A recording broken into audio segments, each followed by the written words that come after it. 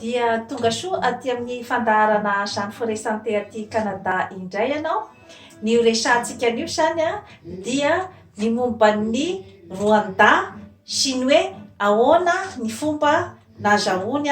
an'izany ataontsika hoe zany hoe succès eo amin'ny resaka ekônômika sy ny amin'ny fampandrosoana amin'ny lafiny rehetra izany raha ohatra ka aty Afrika no lazaina. Tsara ho marina moa zany fa ny président rwandais Paul Kagame zany no nanatrika ny fetim-pirenenantsika malagasy tamin'ny 4 jona lasa teo zany, izay fetim-pirenena nafinaritra dia nafinaritra tokoa, tsy nangala-baraka antsika malagasy saingy ny nampalahelo moa zany dia ny fiafaran'ny lanonana izay niafara tamin'ny fadiolona ka dia mametraka ny fampiononana ny fianakavian'ireo lasa korazana tamin'ireny fotoana ireny izany, fa dia mampalahelo dia mampalahelo tokoa ny tranga-javatra toy ireny. Ka iverenantsika zany ny hoe ahoana sy ahoana zany ny tantaran'ny Rwanda zany sy ny hoe ahoana no nahafahany tonga tamin'izany ataontsika hoe zany hoe fampandrosoana izay azo lazaina fa spectaculaire tokoa zany raha aty Afrika. Momba an'izay zany no hoadiadintsika eto. Ny fifamonoana ny génocide zany tao Rwanda dia niatomboka tamin'ny 7 avril 1994 ary ny farana tamin'ny 17 juillet 1994 tao Rwanda zany, ary dia nisy faty olona maro dia maro ary dia mahatsiravina tokoa tamin'izany fotoana izany fa dia teo amin'ny 800,000 teo zany ny isan'ny maty raha araky ny taremarika navoakan'ny ONU aloha zany dia teo amin'ny 1 million mahery teo zany ny isan'ny maty. Dia ny foko niady tao Rwanda tamin'izany fotoana izany zany dia ny foko Hutu sy ny foko Tutsi. Ny foko Hutu zany no maro anisa ary ny Tutsi no vitsy anisa. Ka dia famonoana mahatsiravina dia mahatsiravina tokoa no nitranga tamin'izany zavatra zany, satria dia nisy ny fifanapahan-doha tamin'ny antsy, dia nisy ihany koa ny tamin'ny resaka ihany koa zany fifamonoana tamin'ny basy. Inona zany no niatombohan'ny disadisa teo amin'ny foko Hutu sy ny Tutsi. Ny tena niatombohany zany dia ny resaka zany hoe fanjanahantany tamin'izany andro zany. Tamin'ny 1894 zany no tonga tao Rwanda ny mpanjanahantany Europeana, dia tamin'io fotoana io zany no nifanenany tamin'ny mpanjaka Rwandais zany, izay Tutsi zany ny foko nisy an'io mpanjaka io, dia nifampiraharaha tamin'io zany ny mpanjanahantany, dia nomeny tombony bebe kokoa zany ny foko Tutsi izay vitsy anisa tao Rwanda, dia nanana ny ataontsika hoe zany hoe pouvoir économique ambonimbony kokoa zany ny foko Tutsi, ary nanana situation sociale ambonimbony kokoa zany raha ohatra ka oharina amin'ny foko Hutu, zany hoe ny karazany hoe ny mpanefoefo rehetra zany sy ny olona izay manana toerana tsaratsara ao amin'ny administration sy ny sisa zany dia ny foko Tutsi. Dia niteraka fisavorovoriana izany zavatra rehetra izany, ary tamin'ny 1962 zany rehefa mena zany ny indépendance ny Rwanda, dia niakatra teo amin'ny pouvoir zany ny foko Hutu, ary tamin'io fotoana io zany dia nalefa ny sesitany daholo zany ny akabiazan'ireo foko Tutsi. Ka tamin'io zany dia efa nanomboka ihany koa zany ny hoe adiadipoko madinika ny fifamonoana fa saingy mbola tsy tena goavana be, efa maro ihany ny maty tamin'io fa tsy mbola goavana be zany raha par rapport tamin'ny hoe génocide tamin'ny 1994 zany. Dia nandeha zany ny fotoana dia ny tena nahatonga ny ady lehibe izay namonoana olona maro dia maro atao hoe génocide zany tamin'ny 94. Ny antony dia ny fahafatesan'ny président rwandais ny 6 avril 1994 izay atao hoe Juvenal Habyarimana. Io zany no nisy namono dia teo zany no tonga ny savoritaka izay nanaitra ny karazana haromotana zany teo amin'ny foko Hutu ary dia tonga dia niapanga ny foko Tutsi zany ho namono anio président avy amin'ny foko Hutu io. Dia tonga teo zany ny fifamonoana izay nafatesana olona maro dia maro mihoatra ny 1 million zany tamin'io fotoana io. Ka tamin'izany fotoana izany zany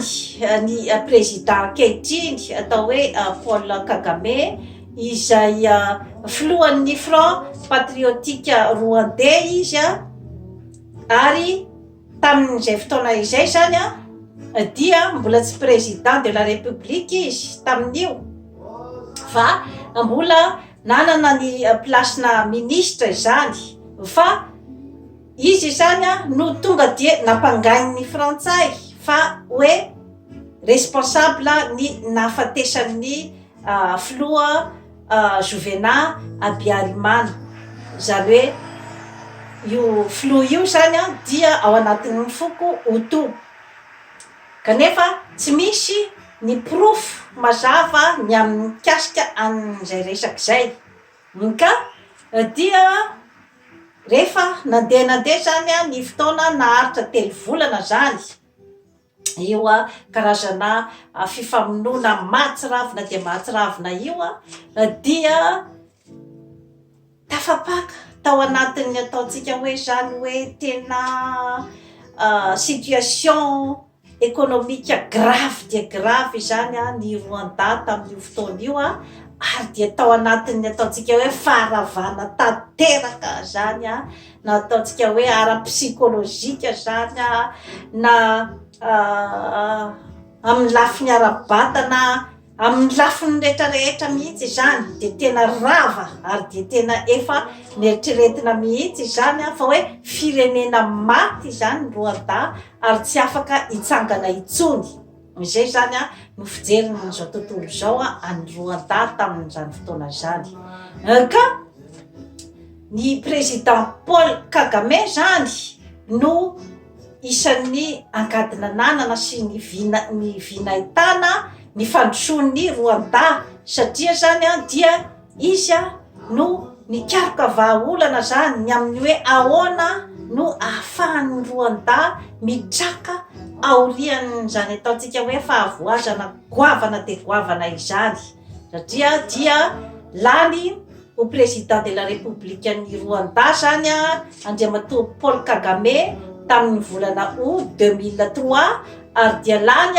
tamin'ny isa 95%. Dia mbola lany ihany koa izy tamin'ny volana août 2010 izay lany tamin'ny succès ambony dia ambony koa dia ny 93% ary dia mbola lany ihany koa izy tamin'ny 2017 zany amin'ny 3e mandat. Akafizin'ny Rwandais fatratra ity filoha Paul Kagame ity satria dia misogadina zany ny zava-bitany satria voalohany indrindra zany dia namerina zany izy afaka namerina ny atao hoe réconciliation nationale zany hoe ny fiombonan'ny foko oto sy ny foko totsy zany satria dia araky ny torohevitra izay nomeny amerikana tamin'izany andro zany dia ny hoe tsy maintsy miombona ianareo Rwandais vo zay vo afaka androso ny firenenareo. Dia ny amerikana zany teo ambany fitantanan'ny président Bill Clinton tamin'izany andro zany no tena nanampy zany ny Rwanda ny amin'izay resaka hoe firosona amin'ny réconciliation nationale zay, ary nanampy ihany koa zany teo amin'ny resaka ihany koa zany hoe stratégie économique. Ka resy lahatra fa hoe tsy mamely intsony zany ny resaka hoe zany hoe fitondrana fiaraha-miasa eo amin'ny frantsay, ary dia noporofoiny zany zavatra rehetrarehetra izany satria dia nivadika anglophone ny firenena Rwandais, ary dia nanaraka ny ataontsika hoe zany hoe karazana toe-tsaina izay mitondra ny anglophone. Ny anglophone zany dia ny aza dia ny hoe ahoana ny fomba amokarana ary ahoana ny ahafahana manana firenena izay matanjaka ara-ekonomika, ary inona ny toe-tsaina entina amin'izany zavatra izany. Izay ny toe-tsaina anglophone izay nahatafita ny Rwanda amin'izao fotoana izao zany dia ny frantsay dia somary manampitamby amin'izay hoe fiverenana, amin'izay hoe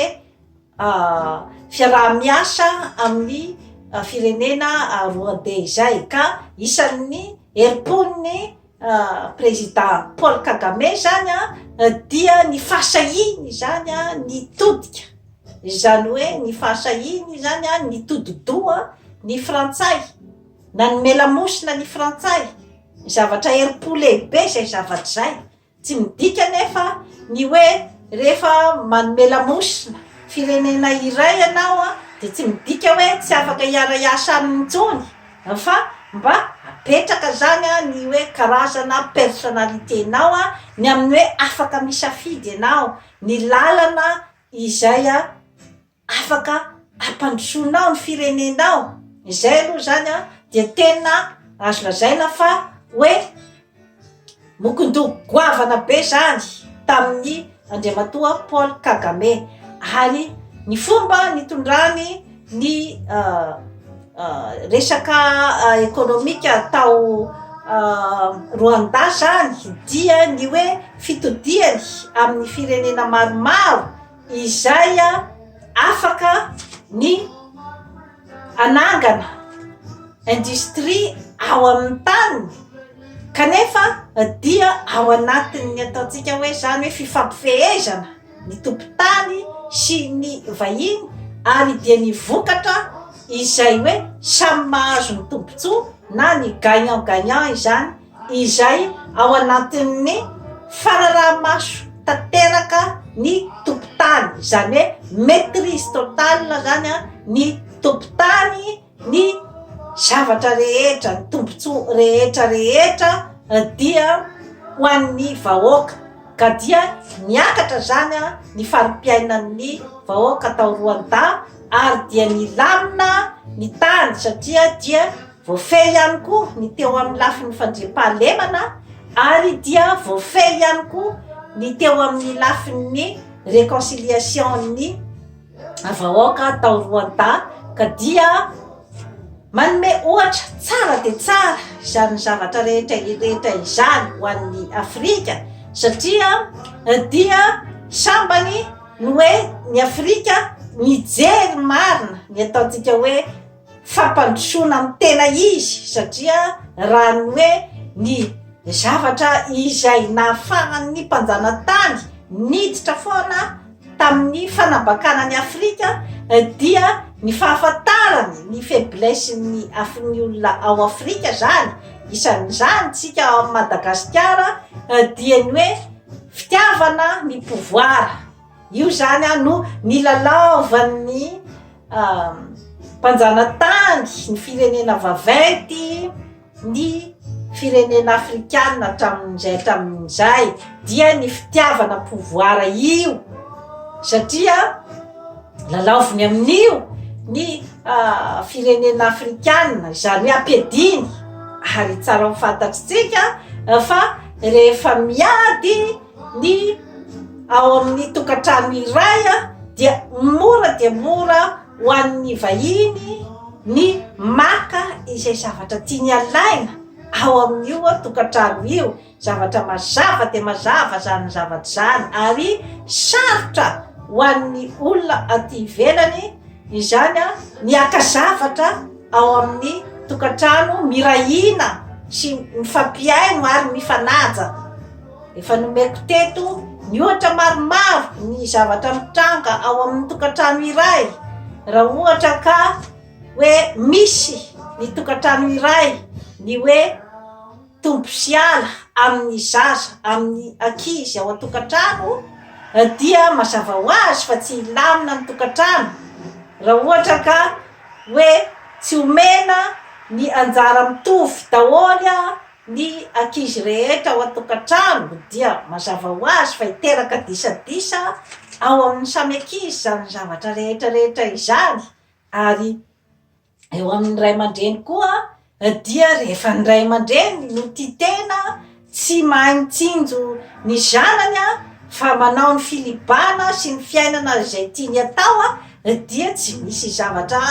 anjary ao. Ka zavatra ohatraohatran'izay foana no niainan'ny Afrika hatramin'izay, nahafahan'ny mpanjanatany niditra foana ary dia naka izay tiany alaina tao Afrika. Fa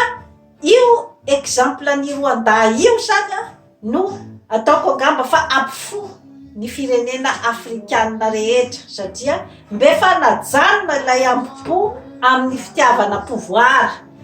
Ary hoe natsapa zany ny Rwandais fa vombakan'ny frantsay tsika rehefa tena tao compte, ampiadiny eto foana tsika rehefa tao compte ahafahany misikotra zavatra ato amintsika rehefa tsy nisy mihitsy zany ny resultat tamin'izay zavatra rehetrarehetra izay. Fa dia nanjaka ny ady an-trano ary dia nandeha hatrany amin'ny fampitehana sy faharavana tanteraka. Dia izay vao nifoany firenena Rwandais hoe tena tsy lasa tsony ty fa aleo mihavana. Fa lalaovin'olona eto foana tsika hoe misy mody omeny tombotsoa dia lasa manaporiporitra ny mpiray-tanin-drazana aminy. Ka ilay fifanaporiporetana izay no metody nampiasain'ny mpanjanaka foana hatramin'izay. Hoe misy olona mpiray-tanin-drazana zany apetrany eo, amoriporitra ny mpiray-tanin-drazana aminy, dia ady an-trano tsy mety vita, dia izy misikotra foana miarena avy ao amin'io tanàna miady an-trano io. Ka raha tsy mifohatra ny Rwanda ny isika malagasy koa ohatra, dia eo foana ny miodikodiny eo. Isika angambany aloha raha ny hoe fijeriko dia tsy tonga amin'izany ataontsika hoe génocide izany, satria raha hoe ny étude ny personnalité ny malagasy dia tsy tonga amin'izany atao fa fifamonovonoina izany. Kanefa ny zavatra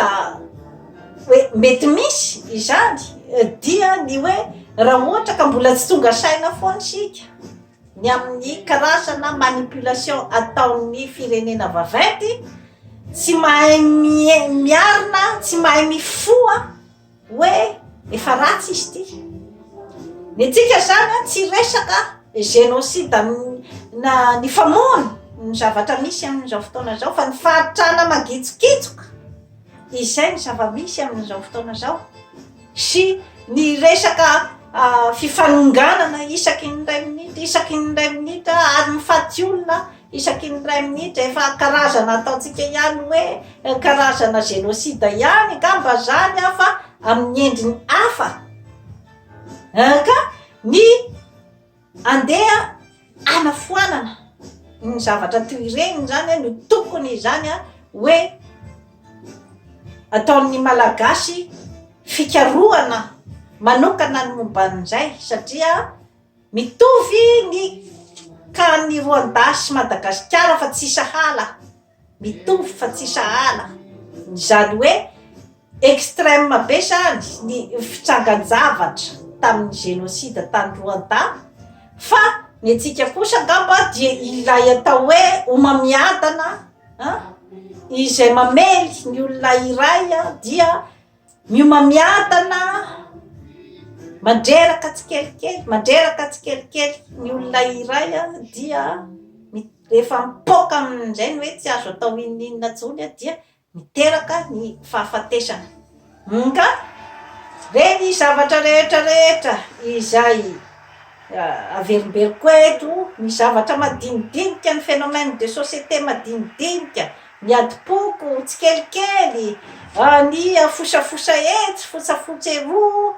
ianona no responsable an'izao ianona ny responsable an'izao reny zavatra reny dia anatin'ny ataontsika hoe homamiadana mandeha tsikelikely izay mamono ny firenena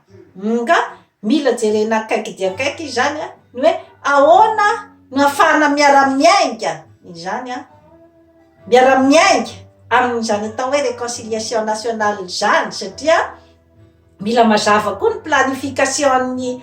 réconciliation nationale amintsika malagasy mila mazava ny amin'ny hoe inona marina ilay zavatra planifiena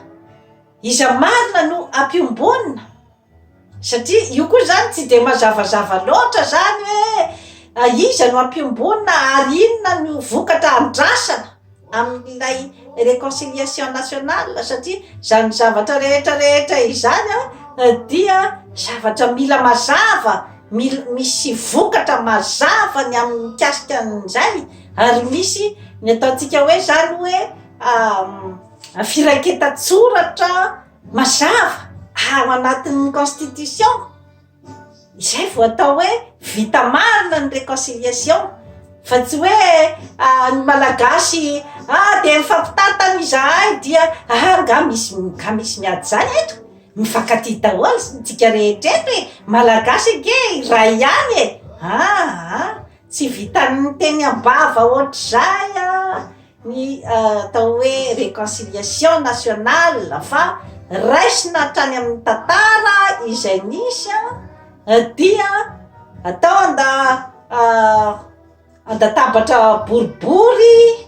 dia inona zany ny fandravonana ny zavatra rehetra maromaro tsiraisana teo amin'ny latabatra boribory dia soratana atao amin'ny rakitsoratra izay alefa amin'ny constitution ipetraka ho an'ny taranaka rehetra faramadimby izay no tena atao hoe réconciliation nationale fa tsy vitany hoe afaka ty zay tsisy an'izany miady zany eto zay foana matsiny atsika malagasy ilay fifanafisafona de rehefa avy eo atombadika atao amin'izay ny kibay akelika ihany dia mamely andamosina efa tsy fomba fiady itsony izay zavatra zay am'izao fotoana zao fa mila miroso amin'ny resaka mijery akaiky ny resaka ekonomika ny malagasy ary mila ihany koa mba mitodika ihany koa amin'ireo firenena vaventy izay ataontsika hoe zany hoe tena manana n'izany atao hoe fampandrosoana ara-ekonomika izany amin'izao tontolo zao afaka isika ny anao an'izany zavatra rehetrarehetra izany dia toy izay sy toy izay indray tompoky lasy tompoky vavy no azona tolotra antsika anio manaova abonnement amin'izany foresanté aty Canada fa anao tsara ny fiainanao bye bye